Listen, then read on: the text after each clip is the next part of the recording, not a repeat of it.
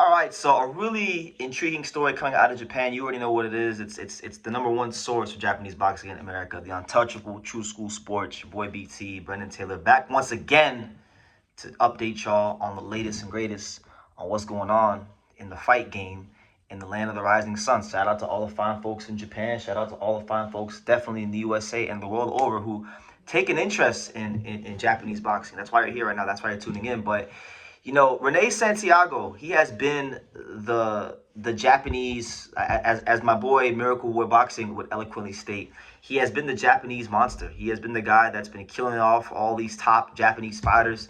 And he's really caught lightning in a bottle, at this advanced stage of 34 years old in his career. He beat Shokichi Iwata to become the WBO champion. He beat Kaosuke Takami to become the WBA champion. And then he defended the belt against Masataka Taniguchi, a former world champion in his own right. So he has made a name for himself in Japan. We know that when you talk about these weight classes of 105, 108, 112 pounds, 115, 118, basically from 108 to 118, them four weight classes, you're gonna have to deal with top Japanese fighters. That's just how the cookie crumbles. We know Japanese people, for the most part, aren't the biggest in the world. They tend to be smaller. That's why they have so many contenders and champions in the lighter weight categories. Now, the trend continues. Another Japanese fighter has raised their hand to fight Rene Santiago because he is Rene Santiago's mandatory challenger. And truth be told, although he beat some really good fighters like Iwata and Takami and Taniguchi, all good fighters, right? I think now Rene Santiago is getting to the stage where he's going to be fighting because to me, in his particular weight class, 108 pounds, there's two fighters that I've been saying I believe are the toughest tests out there for him. And he has not fought them yet, right? Because they're both younger fighters on the come up. Those fighters are Daiya, right? And Yuga Osaki. Now, the initial one that was mentioned, Daiya, he is the mandatory challenger. And Rene Santiago, he's pretty much said, look, I have no problem fighting Daiya, but we're going to do it on a bit of a different terms this time because I already went and I proved myself 3 times in Japan. I beat all these guys from Japan. So how about we change it up for once and let's bring one of these Japanese fighters to Puerto Rico, where I'm from, and let's do the fight there. So here's what Rene Santiago said about the Daiya fight. He stated the following, and I quote, "Another Japanese warrior has raised his hand to face the unified champion. Daiya 4-0, 3 knockouts, currently ranked number 1. He wants the opportunity, and my answer is simple. Come to my house. My team, All-Star Boxing, have already made the proposal for the fight, and now the question is, will Daiya have the courage to travel the same 20 hours that I traveled to Japan to face the unified champion in Puerto Rico? For 1 year and 1 month, I have traveled 3 consecutive times to Tokyo as the B-side, the underdog, the man who 98% of the fans in the crowd wanted to see lose, and I don't blame him because that's how the sport is. But I never doubt my abilities. I trust my preparation, my team, and most importantly, God.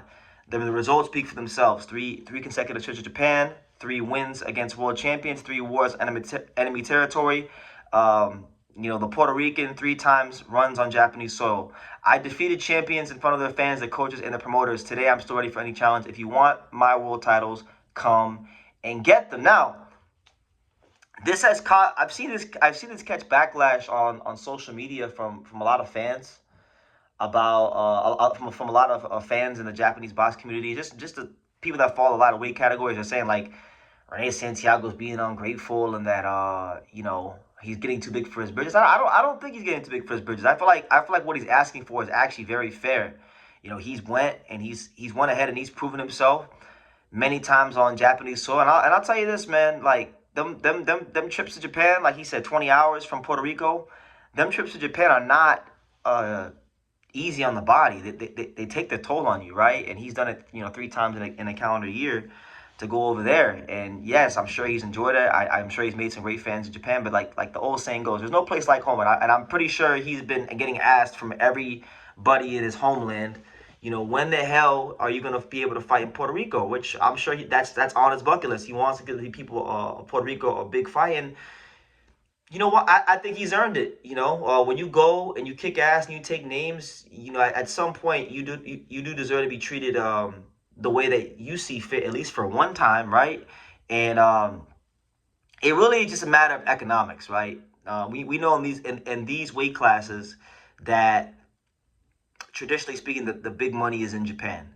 Mr. Honda, Japanese television. These are the things that really fund a lot of the biggest happenings in Japan or in these weight classes. So it really just depends on, because if Mr. Honda isn't going to finance this, right? Because I know Santiago is signed to All Star Boxing, who works with Mr. Honda, so they do have a working relationship.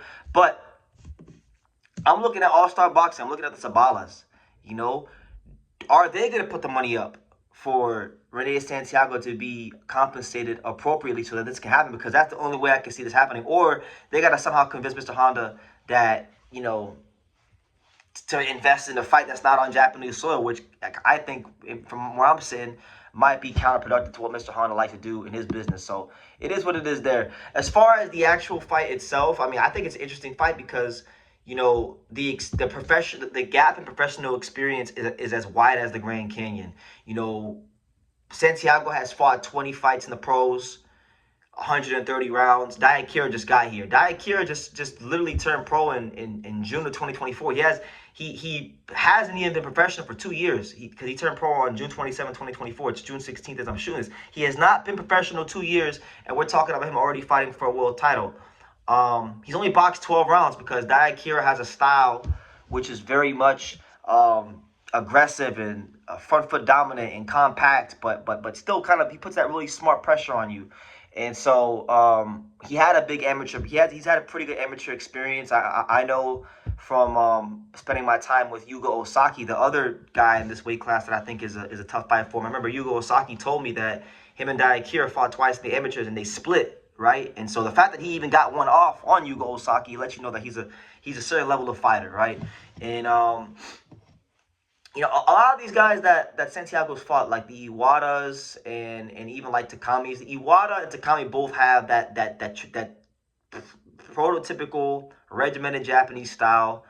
They're good fighters, but I never classed them as highly as I class Yugo Osaki or Daiya. I feel like those are if we're talking about Japanese fighters in his weight class, those are the two stiffest tests out there for him. So, with a guy like Kira, you got to make sure that he don't get in the pocket and get downhill on you. And when you throw your punches, you better get your hands back, and you better move your head out the line and be defensively responsible, because this is the kind of guy that, while he is aggressive, he's also a pretty crafty counterpuncher. That's why his handlers feel so comfortable putting him in this kind of position with only 12 rounds of experience and only 4 pro fights against a guy like Rene Santiago. So I think it's an awesome fight. Personally, I don't care if it happens in Japan or Puerto Rico. I would like to just see the fight.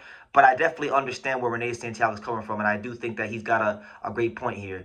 A lot of the Japanese fighters don't have to ever leave the bubble of Japan, and I don't blame them. I don't blame them for not wanting to. I love Japan. There's a reason I got a Japanese flag on my wall. I love the country. I want to move there one day. I want to buy real estate out there one day. Like, I love Japan that much. So I get it. Trust me. I overstand. I don't just understand. I overstand. I really do get it. But there are some scenarios where you do gotta leave Japan and to prove yourself. And I feel like Rene Santiago has won enough times and proven himself enough times against enough top competition from Japan that one of these Japanese fighters should concede and prove their greatness to the world and come to the friendly confines of Puerto Rico and show what they're made of.